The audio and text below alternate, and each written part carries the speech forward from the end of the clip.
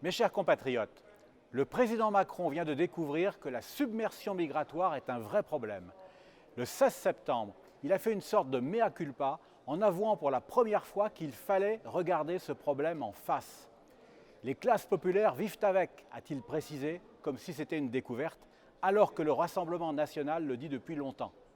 Emmanuel Macron a même reconnu, je le cite, que notre droit d'asile est détourné de sa finalité par des réseaux de passeurs. Va-t-il pour autant agir enfin contre l'immigration? Bien sûr que non. Marine Le Pen a aussitôt dénoncé son discours électoraliste destiné à tromper les gens.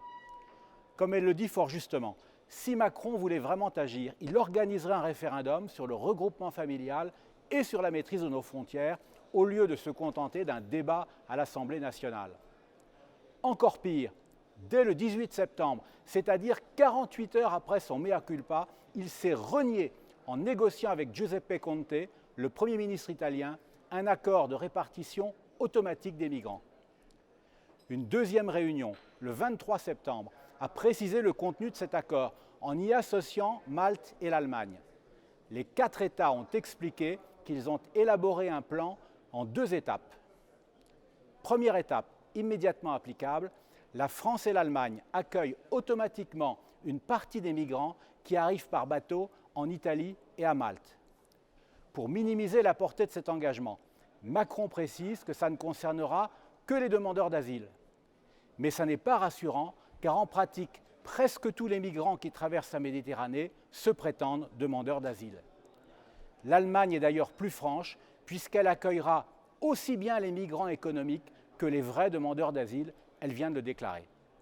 Seconde étape, qui sera proposée dès le mois prochain à l'Union européenne, l'extension de l'accord à l'ensemble des 27 États membres pour se répartir aussi les migrants qui arrivent en Grèce et en Espagne, avec un système de sanctions financières pour les pays qui ne joueraient pas le jeu.